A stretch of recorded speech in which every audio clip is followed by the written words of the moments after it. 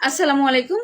কি ছাত্রছাত্রীবৃন্দ, তোমাদের কি উদ্দেশ্য সফল হয়ে গেছে? তোমরা ঘরে ফিরে গিয়েছো?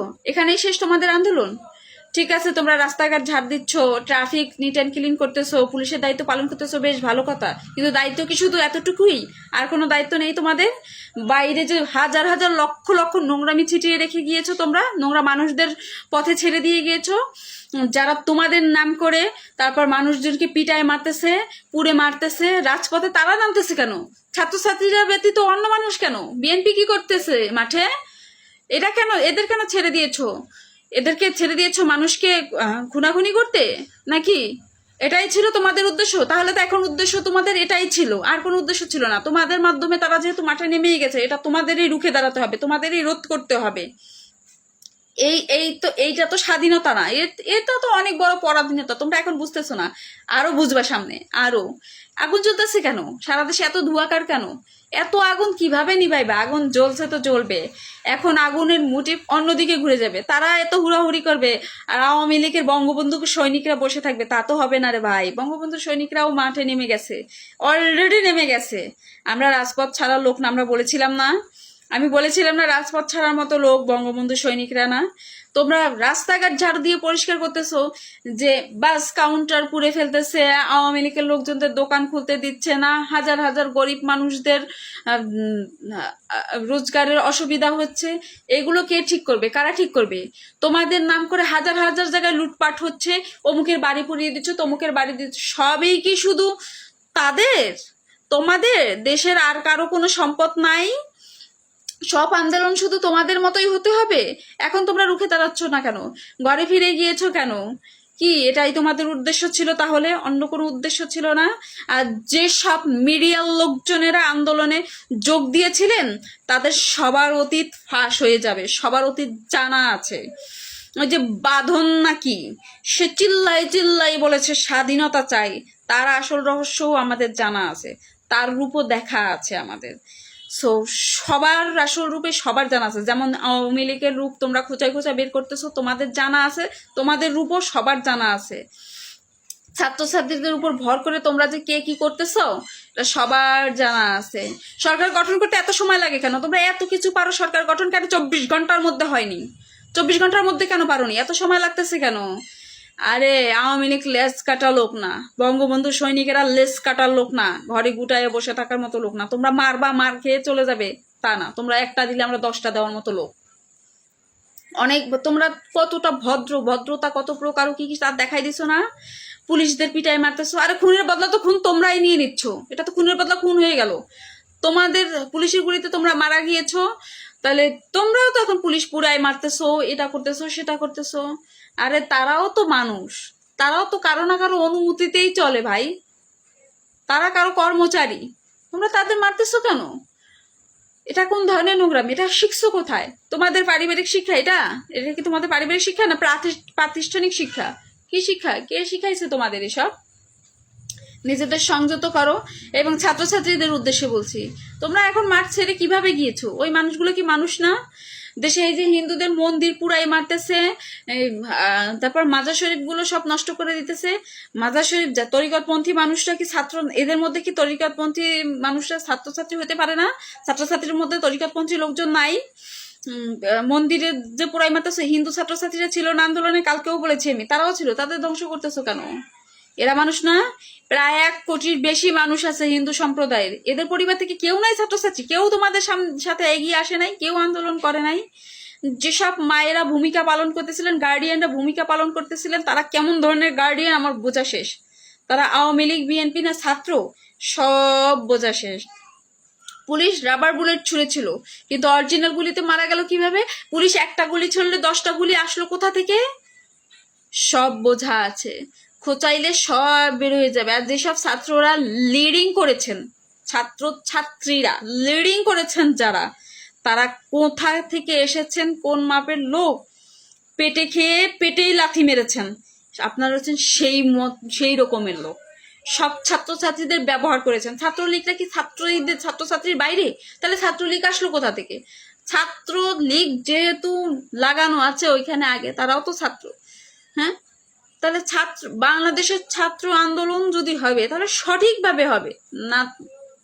আমি বলছি না আমার নেত্রী ভালো, আমাদের জননেত্রী সবই ভালো, তা বলতেছি না, ঠিক আছে খারাপ, কিন্তু তোমরা কি ভালো কাজ করতেছো? এটা তোমাদের ভালো কাজের নমুনা? এটা মোটেই ভালো কাজের নমুনা না। শান্ত ছিল তো, আমাদের জননেত্রী পদত্যাগ করার পরেও আমাদের দলের লোকেরা, বঙ্গবন্ধু সৈনিকেরা শান্ত ছিল, কিন্তু এখন তোমাদের কার্যক্রমের জন্য বাধ্য হয়েছে। তোমরা সরকার গঠন করেছো কিভাবে? এটা সরকার গঠনের নিয়ম। তোমরা প্রধান কয়েকটি দলের লোকজনকে সেনাপ্রধান আহ্বান করেছে। আপনি কি গন্ডমূর্খ? আপনার মাথায় গন্ডগোল আছে? আপনি কি পাশ করে সেনাপ্রধান হয়েছেন? কি যোগ্যতায়? হ্যাঁ, বাংলাদেশের আওয়ামী লীগ সরকার কি একটা প্রধান দল ছিল না? এই দলের একজন লোকও কি আপনার মনে হয় না রাখা দরকার? আপনার এই চিন্তাটা আসে নাই যে একটা লোক অন্তত এই দল থেকে রাখি, তাদের একটা দলের একটা লোক নিয়ে অন্তত মত বিনিময় করি? বাদ দিয়ে দিলেন এত সহজেই, এত সহজ, এত সস্তায় বাদ দিয়ে দিলেন। এত সহজে তো ভাই বাদ দেওয়া যাবে না। হার মেনে মাথা নিচু করে চলে যাওয়ার মতো লোক তো ভাই বঙ্গবন্ধু সৈনিকেরা না। বঙ্গবন্ধু নামটা শুনলেই শরীর শিউরে ওঠে। বঙ্গবন্ধু গর্জন, বাঘের গর্জন, যার মতো গর্জন বাংলায় আর দ্বিতীয় কেউ জন্মগ্রহণ করে নাই। সেই চোরের হাত থেকে তার জনগণের কাছে কিছু পৌঁছাতে পারে। আরে আল্লাহ তাল্লাই তো আপনাদের কত দেয়, বৃষ্টি দিলে বলেন রোদ দিতে, রোদ দিলে বলেন বৃষ্টি দিতে, আল্লাহ মন পায় না আপনাদের।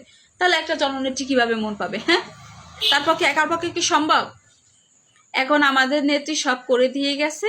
আপনারা সেতু থেকে টোল তুলবেন, রেল থেকে ইনকাম করবেন, তাই দিয়ে সব করবেন, আর আপনারা দেশে উন্নত দেখাবেন। আর উন্নত তো 100%-এর 75% আমাদের নেত্রী করে দিয়ে গেছেন। কত প্রজেক্ট হাতে নিয়ে গেছেন, এগুলো শেষ করবেন আর কি নিজেদের নাম ফোলাবেন? তা হবে না ভাই। ডিজিটাল যুগ, স্যাটেলাইট যুগ, 5G জেনারেশন, সব বোঝে। কিচ্ছু চাপাই রাখা সম্ভব না। আমার বঙ্গবন্ধু বলেছিল না, দাবায় রাখতে পারবা না। হ্যাঁ, দাবাই রাখা সম্ভব না। এত সস্তা না সবকিছু। আমাদের বঙ্গবন্ধু জেলে বসে যখন বই লিখতে ডায়েরি এর কলম চেয়েছিলেন, তখন যে কেউ জেলের কেউ একজন বলেছিলেন, এত কি লেখেন, কি লিখবেন? তখন সে বলেছিল, আরে তিতুমিরের একটা, টিপু সুলতানের একটা কথা বলেছিলেন সে, সরি আমার ভুল হয়ে গেছে, টিপু সুলতানের একটা কথা বলেছিলেন যে পুরোটা আমার সঠিক মনে নেই, কাপুরুষের মতো বেঁচে থাকা, 100 বছর বেঁচে থাকার চেয়ে সাহসিকতা মনে নিয়ে একদিন বেঁচে থাকাও ভালো। বুঝতে পারছেন? আমার বাক্য বচনের অনেক ভুল ত্রুটি আপনারা ধরতে পারেন। আমি ক্ষুদ্র মানুষ, আমি ভুল ত্রুটি ধরেন কিছুই আসে না। আর আমাকে মাননীয় প্রধানমন্ত্রী আপনাদের জন্য এত করে গিয়েছে, ধিক্কার আপনাদের, লজ্জা, ঘৃণা বাংলাদেশের মানুষের প্রতি। বাংলাদেশের চোরের মেশিন বসাইলে মেশিন সহ চুরি হয়ে যায়, সেই দেশ নিয়ে আর কি বলবো। আমরা ভালোবাসতাম এই দেশকে, আমরা ভালোবাসি দেশকে, ভালোবাসি আমাদের মাননীয় প্রধানমন্ত্রী এই দেশকে ভালোবাসতো। আরে আপনাদের মানুষদের প্রতি ঘৃণা আসে এই জন্য। আরে মাননীয় প্রধানমন্ত্রীর কথা বাদে দিলাম, আমাদের জননেত্রীর কথা বাদে দিলাম, আরে তার পিতা কৃতিত্ব আপনারা এত সহজেই ভুলে গেলেন। রক্ত সে দেয় নাই, যেমন সে ভাষণে বলেছে রক্ত যখন দিয়েছে আরো দিব। আপনারা বলেন তো নিজের গায়ে এক ফোঁটাও দেননি। আরে আপনারা দিয়েছেন? হ্যাঁ, বঙ্গবন্ধু না দিলে জিয়াও দেয় নাই, জিয়াও রক্ত দেয় নাই, কারণ জিয়াও তো শহীদ হয় নাই। বঙ্গবন্ধু রক্ত পানি করে দিয়েছে, শুধু রক্ত না, তার রক্ত পানি করে দেশকে স্বাধীন করেছে। আপনারা কি স্বাধীনতা পেয়েছেন? সেই যুদ্ধ কি দেখেছেন? ৭৬-এর মর্মান্তর দেখেছেন? এটা ৭৬-এর মর্মান্তর না। আরে ১,০০০, ২,০০০ লোক মারা গেছে, তখন লক্ষ লক্ষ মানুষ মারা গিয়েছে সেই রক্তের বিনিময়ে। ওই ছাত্রছাত্রীরা এখন এই আন্দোলন, এটুকু ছিল তোমাদের উদ্দেশ্য, এটাই তোমাদের আন্দোলন। হাজার হাজার মানুষ মারা গিয়েছে, মারতেছে, পুড়তেছে, সব জ্বালিয়ে শ্মশান করে দিয়েছে। শ্মশানের এখনো কিচ্ছু হয় নাই, আরো হবে সামনে, আরো হবে। আর তোমরা খেলবা, মাঠে গোল দিয়ে যাবা, আমরা একটু বল ফিরাইতেও আসবো না। এটা ভাবছো কেন রে ভাই?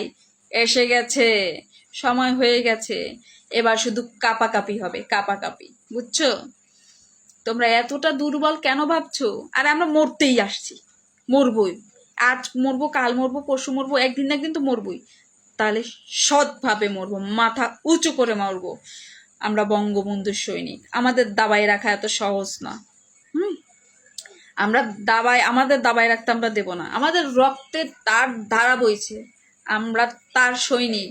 এই পর্যন্তই বললাম, সতর্ক হয়ে যাও। এখানেই বিদায়, সতর্ক হও।